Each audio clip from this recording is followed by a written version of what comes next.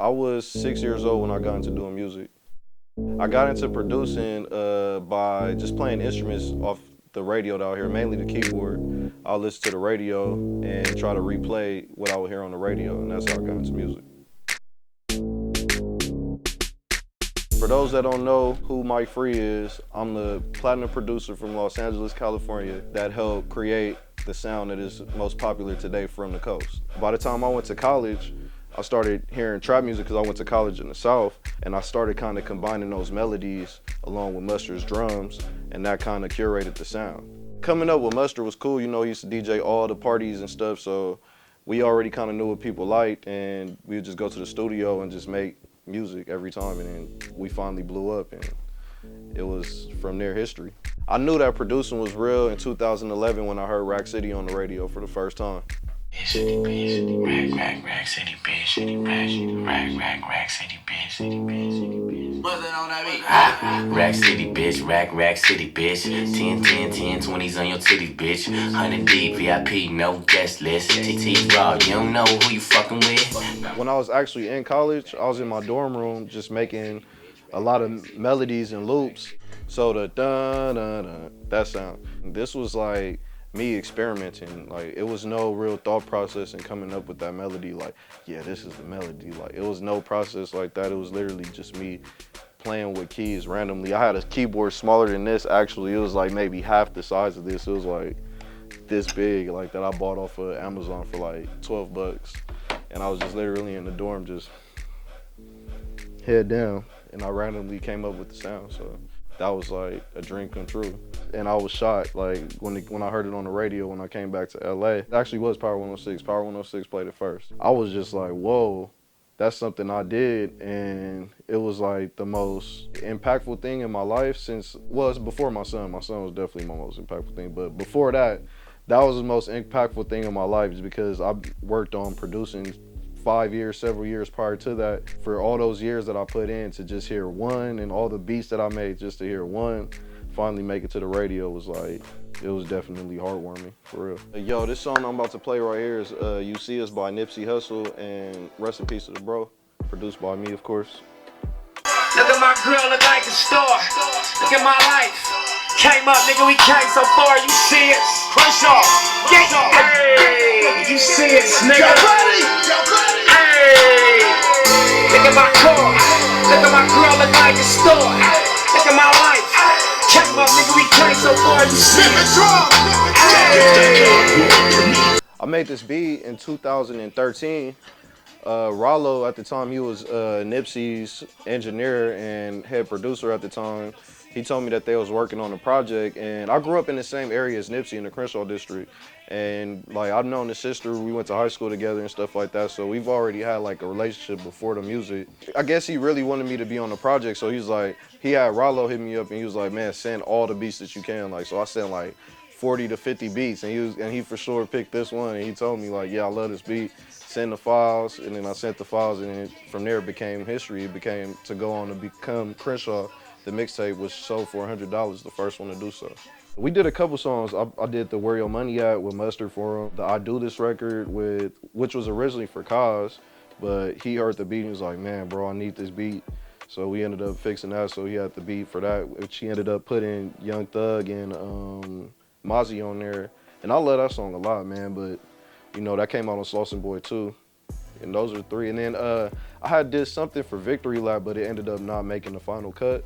But man, like, it's on his Instagram, like he showed the preview of it, and it was like, it's crazy because, man, when he passed, I was just so like shocked, shell shocked by it, and I was just like, it hurt so much because the last song we did is him saying, you know I love you, you know I love you, you know I love you, to all these people that he loved, and I was just like, man, so rest in peace to the bro. Dollar sign. What's that on that beat? So two of my bitches in the club, and I know they know about each other. I think these bitches tryna set me up. Maybe I'm just paranoid. I got a bad light skin from the valley. She She be in the club with no panties. One day I was literally just playing around, like just making beats, and I was like, you know what, I'm gonna try to use an EDM sound and I'm gonna slow it down from the 120, 122 back to like the 95, 96 tempo, BPM tempo, and just see how it will sound. And when I did it, it was like, wow, I'm on to something else. It was like, ding. From there, that came to make 24 Hours by T-Fly. That came to make Show Me by Chris Brown, of course. That led to many more records just using that same organ sound, like the organ bass sound from that EDM uses a lot.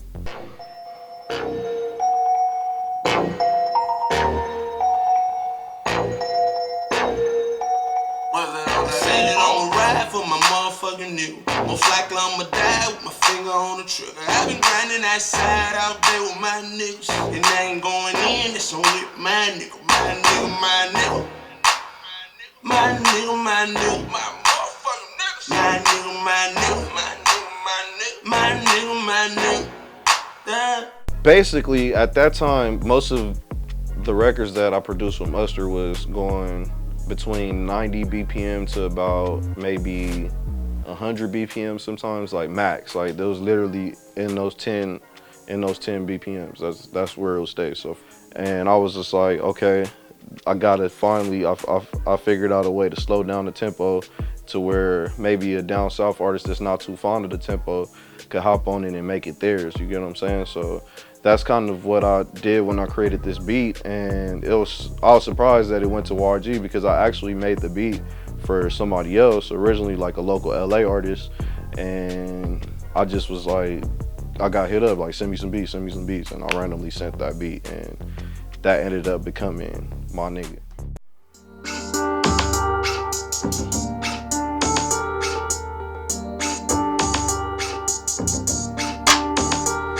Hey,